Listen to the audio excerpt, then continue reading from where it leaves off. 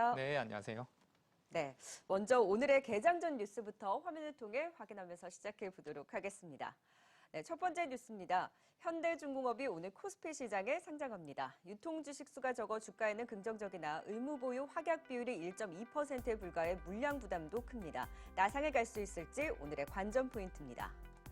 셀트리온이 3사 합병의 첫걸음을 뗐습니다. 셀트리온 홀딩스는 전일 주총에서 셀트리온 헬스케어 홀딩스, 셀트리온 스킨큐어를 흡수 합병하는 안건을 통과시켰습니다.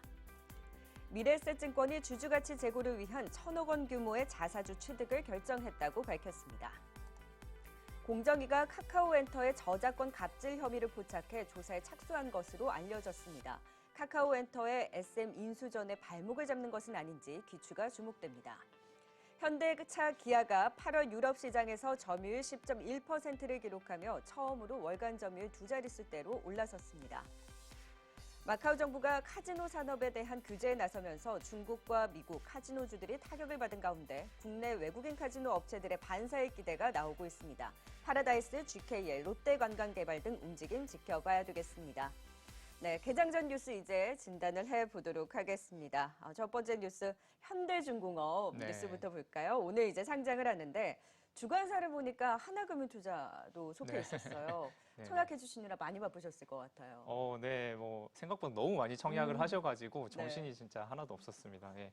사실 최근 공모주 대여였던 크래프톤이라던가 아니면 롯데렌탈이 그렇게 좋은 주가 흐름을 보이지 못해서 약간은 투심이 좀 약화되지 않을까 좀 걱정을 하기도 했었는데요. 하지만 기관 경쟁률이 1,800대 1을 넘어서면서 개인 투자자분들께서는 조금은 좀 안정적인 마음으로 공모주에 참여를 하셨던 것 같습니다. 저도 이제 방송 끝나고 얼른 출근해서 매매를 좀 해야 될 것 같네요. 네, 여쭤봐도 돼요? 오늘 파실 거예요? 오늘 상황 봐서 네, 가격 보고. 왜냐면 그 청약 증거금이 56조였나요? 네, 어마어마했는데 네. 나상에 갈까 하다가도 네. 한국조선해양의 그럼 시총도 넘어서고 네, 어마어마한 네. 몸집이 되는 거잖아요. 따상 네, 네. 기대가 높습니까? 네, 제 생각에는 결론부터 말씀드리면은 따상까지는 조금 힘들지 않을까. 그렇게 조심스럽게 예상을 하고 있습니다. 물론 이제 현대중공업이 글로벌 그 최고의 조선사이고 하기 때문에 프리미엄을 받아야 된다는 거는 정말 저는 100% 동의합니다만 그래도 밸류에이션을 생각을 해봐야 되는 거거든요. 공모가 기준으로 지금 PBR이 0.9배 정도 되는데 피어그룹이라고 할 수 있는 대우조선해양이나 아니면 타 조선사들이 한 1.1배 정도 평균 나오더라고요. 물론 공모가 기준으로는 그 경쟁사 대비 밸류에이션이 많이 할인돼 있기 때문에 이렇게 경쟁률이 많이 몰렸던 것은 사실인데 만약에 오늘 현대중공업이 따상을 간다 하면은 PBR이 2.3배까지 올라가는 상황이 됩니다. 그래서 아마 제 생각에는 따상까지는 조금 밸류에이션 부담이 있지 않을까 그렇게 조심스럽게 예측하고 있습니다. 그래도 유통 물량이 10%도 안 돼서 긍정적이라는 의견도 있는데요. 네네. 어떻게 보세요? 네, 맞습니다. 아무래도 주가는 수급에 따라서 크게 움직일 수 있는 거기 때문에 수급에 따라서 따상을 갈 수도 있겠죠. 그리고 보유예수 물량 자체도 그 외국인들 보유예수 물량 자체가 그렇게 많지 않기 때문에 괜찮을 것 같기는 한데 일단은 그 최근에 증권사에서 리포트들을 좀 보시면은 신한금융투자에서 유일하게 현대중공업에 대한 목표가를 제시를 해주셨습니다. 공모가가 6만 원인데 반해서 이제 목표가를 9만 원 정도 이렇게 제시해 주셨는데 제 생각에는 이번 그 청약할 때 열기가 워낙 뜨거웠기 때문에 9만 원을 넘어서 한 10만 원 이상은 좀 가지 않을까 그렇게 예상하고 있습니다. 공모가가 6만 원이니까 2배면 12만 원, 거기에 상한가면 15만 6천 원인데 일단 나상의 기대보다는 어느 정도의 주가 상승을 기대를 해볼 수 있겠다라는 진단을 주셨습니다. 자, 바로 이어서 현대차 기아의 뉴스도 살펴보도록 하겠습니다. 전일은 경영 SUV 캐스퍼가 굉장히 흥행의 소식을 보이고 있다라는 뉴스가 있었고 이번에는 유럽 시장에서 월간 점유율 10%를 넘어섰다는 긍정적인 뉴스, 선방하는 뉴스는 계속 나오고 있어요. 네네, 맞습니다. 8월에 현대기아차 합산으로 유럽에서 한 7만 3천 대 정도를 판매했습니다. 근데 아무래도 반도체 수급난이 지금 자동차 업계의 발목을 잡고 있잖아요. 그래서 전년 대비로 봤을 때는 0.2% 정도 하락한 수치입니다. 하지만 유럽 전체 그 자동차 판매량을 봤을 때는 18% 정도 하락을 했거든요. 그에 반해서는 현대기아차가 유럽에서 굉장히 크게 선방을 했다라고 말씀드릴 수 있을 것 같고 유럽 시장에서 현대기아차가 작년에 처음으로 시장 점유율 7%를 돌파를 했는데 지난달에 또 10%를 돌파했다는 것은 뭐 괄목할 만한 성과라고 말씀드릴 수 있겠습니다. 사실 유럽이 차가 유명하잖아요. 네네. 유럽에서 잘 팔리고 있는 거예요. 네. 어떤 차종들이 잘 팔리나요? 네, 유럽에서는 아무래도 폭스바겐의 골프 같은 그런 해치백 네. 차량이 되게 잘 팔립니다. 물론 우리나라에서는 현대 i30가 막 그렇게 잘 팔리는 차종은 아니잖아요. 네. 예, 하지만 뭐 유럽에서는 꽤 인기가 있는 그런 차량 그레이드라고 보시면 될 것 같고요. 그래서 지난달에 현대기아차가 유럽에서 가장 많이 팔린 차종이 시드라는 차종이에요. 시드가 뭐냐면 그 현대 i30의 기아 버전이라고 보시면 될 것 같고요. 아까 제가 한 7만 3천 대 정도 팔렸다고 했는데 그중에서 시드가 한 1만 대 이상 이렇게 판매가 되었습니다. 그 뒤로는 뭐 투싼이라던가 코나 이런 SUV 차종들이 좀 많이 팔리고 있는 상황이고요. 그리고 최근에 유럽에서도 아이오닉 5가 출시가 됐는데 뭐 유럽에서 전기차를 워낙 많이 타다 보니까 아이오닉 5를 많이 타보고 뭐 호평이 좀 이어지고 있는 상황인 것 같고요. 그리고 기아의 EV6 또한 유럽 구매자들이 많이 대기를 하고 있는 것 같습니다. 네, 최근에 유럽에서 현대차의 이런 전기차 평가가 굉장히 좋다라는 뉴스도 있었는데 확실히 또 선방을 해주고 있는 긍정적인 뉴스 나왔지만 주가는 못 가고 있어요. 네. 언제쯤 주가 반등의 힘을 받을 수 있을까요? 네, 뭐 아무래도 그 발목을 잡고 있는 게 반도체 수급난이거든요. 그래서 이게 조금은 해소가 돼야 자동차 섹터 전체가 좀 반등을 할 수 있을 것 같습니다. 유럽에서 뭐 지난달에 한 7만 대 정도 팔렸다고 했는데 뭐 연간으로 따지면은 뭐 한 80만 대, 뭐 90만 대 이 정도 팔리겠죠. 근데 현대기아차 글로벌 판매량이 한 700만 대 정도 됩니다. 그래서 유럽 시장은 마켓시어가 한 10% 정도 될 것 같은데 물론 이 시장에서 굉장히 이렇게 성장하고 있는 것에 대해서는 고무적이지만 그래도 결국 현대기아차의 주가는 반도체 수급난이 좀 해소되어야 이렇게 반등이 있지 않을까 싶습니다. 네, 뉴스 살펴봤으니 이제는 개장 전에 먼저 우리 시장에서 찾아볼 만한 관심주도 짚어보도록 하겠습니다. 선택 오늘의 종목 화면을 통해 만나보시죠. 네, 오늘 첫 번째 관심주로는 국도화학을 꼽아주셨습니다. 지난주에 이수화학 말씀해 주시고 나서 차트 한번 보시면 경이로운 상승을 보였어요. 흐름이 굉장히 좋았거든요. 그 뒤를 국도화학에 대해서 또 기대를 해볼 수 있을지 확실히 범용 제품보다는 특수 제품에 특화된 이런 화학주에 대한 관심이 높으신 것 같아요. 네, 맞습니다. 뭐 아무래도 범용 제품은 증설이라는 부담이 있기 때문에 특수 제품에 좀 초점을 맞춰서 보고 있는 상황이고요. 국도화학 같은 경우에는 에폭시라고 하는 페인트의 원료로 쓰이는 그런 제품을 생산을 합니다. 에폭시가 뭐냐면 저희가 그 일반적으로 아파트 지하 주차장 같은 데 가면은 바닥이 막 반짝반짝 거리면서 코팅이 되어 있잖아요. 그게 에폭시라는 제품이고요. 그래서 뭐 전통적으로는 조선이라던가 아니면 건설업에 많이 쓰이고 있고 최근에는 뭐 휴대전화나 아니면 각종 IT 기기의 PCB 기판에 이렇게 코팅제로 많이 사용이 되고 있는 제품이라고 말씀드릴 수 있겠습니다. 이 에폭시 제품에서 그 국도학 같은 경우에는 국내에서는 압도적인 1위 사업자이고요. 글로벌리 보더라도 뭐 시장 점유율이 한 20% 차지하는 글로벌 2위 사업자라고 보시면 되겠습니다. 전방 산업이 조선, 건설, IT면 수요는 좋겠네요. 네, 아무래도 좋을 수밖에 없겠죠. 네. 예. 최근에 뭐 일단 우리나라 그 건설사들의 수주가 많이 이렇게 나오고 있고요. 그다음에 뭐 글로벌리 주택 수요에 대한 그 수요가 많이 생기면서 이렇게 전방 산업 자체가 굉장히 좋은 상황이고 그리고 제가 그래서 이 에폭시 가격 수출가에 대한 그림을 하나 이렇게 좀 준비를 해봤는데 그림을 한번 보시면은 2021년 들어서 에폭시 가격이 폭등을 하고 있는 상황입니다. 2020년 도만 하더라도 뭐 톤당 뭐 2,000달러에서 3,000달러 이렇게 왔다 갔다 했었는데 올해 2분기 기준으로 4,500달러를 뭐 돌파를 했으니까 지금 현재 국도학의 실적은 좋을 수밖에 없겠죠, 아무래도. 최근에 보니까 또 유상증자를 단행했는데 이 자금은 어디에 쓰는 건가요? 네, 아무래도 늘어나는 수요를 맞추기 위해서 캐파 증설을 위해서 이 자금이 사용이 될 것 같고요.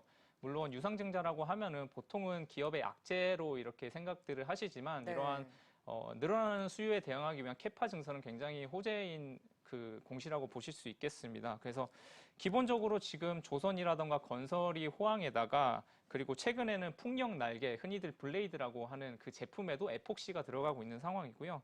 그리고 수소차 탱크용으로도 지금 에폭시가 많이 사용되고 있기 때문에 수요 자체가 지금 폭발하고 있는 상황이라고 말씀을 드릴 수 있겠습니다. 그래서 국도학이 최근에 그 캐파 증설에 대한 어떤 자료를 하나 이렇게 배포를 했는데 그림을 잠깐 보시면은 그 에폭시 그리고 폴리올이라고 하는 이거는 이제 폴리우레탄의 원료이거든요. 그래서 에폭시랑 폴리올의 그 생산 능력을 보시면 회사에서 2019년에는 88만 톤에서 2025년에는 142만 톤까지 이렇게 늘릴 계획을 가지고 있는 것 같습니다.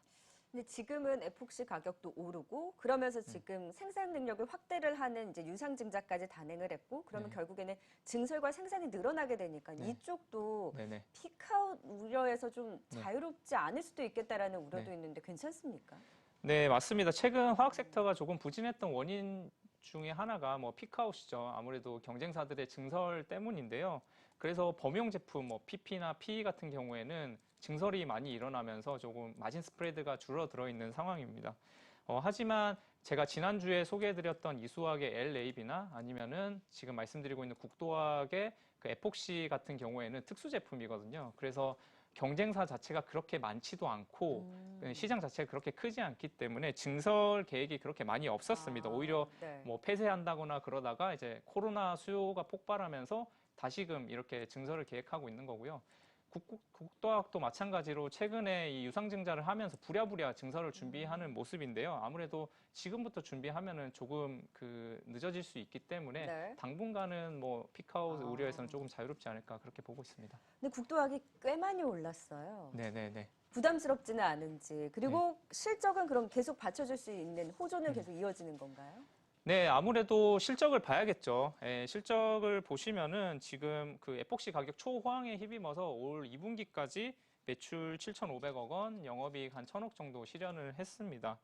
근데 올해 그 예상 매출은 에폭시 가격이 점차 상승하고 있다고 말씀을 드렸잖아요. 그래서 매출을 한 1조 7천억 그리고 영업이익 한 2,300억 수준 예상을 하고 있는데 현재 시가총액이 7,500억인데 올해 영업이익이 2,300억이면은 뭐 밸류에이션은 아마 판단하시면 될 것 같습니다. 네. 네. 자, 국도학이 단기 좀 상승이 있긴 했지만 최근에 그 고점 대비로는 다소 좀 쉬어가는 흐름을 보이고 있는데 이런 흐름을 타서 지금 시점에서도 가격 메리트와 함께 또 접근 가능하다. 이수화학에 이어서 국도학도 기대를 걸어보도록 네네. 하겠습니다. 바로 이어서 두 번째 선택 오늘의 종목도 만나보도록 하겠습니다. 롯데칠성을 꼽아주셨어요. 리오프닝주 맥락에서 네. 꼽아주신 건가요? 네, 맞습니다. 어제 기준으로 우리나라 그 1차 백신 접종률이 68%를 돌파를 했다고 합니다. 그래서 아무래도 주식시장에서도 리오프닝 관련주에 관심이 굉장히 뜨거운 상황인데요. 저도 좀 그 리오프닝 그 투자 포인트를 생각을 하면서 뭐가 좀 현실적으로 괜찮을까 생각을 해보니까 물론 뭐 해외여행을 가고 하는 것도 하면 너무 좋겠죠. 네. 하지만 현실적으로는 좀 부담스러우니 그래도 뭐 그동안 못 만났던 친구들 만나서 맥주 한잔 하지 않을까 이런 투자 포인트로 제가 롯데칠성을 좀 소개해드리고자 합니다. 네. 그리고 화이자, 모더나 백신 주기도 더 앞당긴다고 네네네. 하니까 확실히 리오프닝주에 대한 관심이 높아지는데 아무리 집에서 술을 마신다고 해도 뭐 회식이나 이런처럼 밖에서의 술자리가 많지 않다 보니까 지금까지는 주류 시장에 다소 침체가 되어 있는 건 맞죠? 네, 맞습니다. 뭐 말씀하신 것처럼 그동안 한 2년 정도는 강도 높은 사회적 거리두기가 있었기 때문에 주류 시장 자체가 그렇게 좋지는 않았습니다. 그래서 제가 국내 맥주 시장 관련한 전망 자료를 좀 준비를 해봤는데요. 그 표를 잠깐 보시면은 코로나로 인해서 2020년 맥주 시장이 전년 대비 약 한 10% 정도 감소한 것으로 추정이 되고요. 2021년 상반기 들어서도 전년 동기 대비 뭐 7% 정도 추가적으로 감소한 모양새입니다. 그래서 여전히 좋지 않은데 하지만 이 표에서 그 눈여겨 보실 점은 각 단계별로 보시면 가장 밑에 있는 수입 맥주 그리고 오비, 하이트 같은 경우에는 전년 대비 뭐 줄어들고 있는 가운데 그 위에 있는 롯데칠성이나 수제 맥주 같은 경우에는 뭐 파이 자체가 그렇게 크진 않지만 오히려 성장하고 있다는 점을 좀 주목해 보시면 좋을 것 같습니다. 네.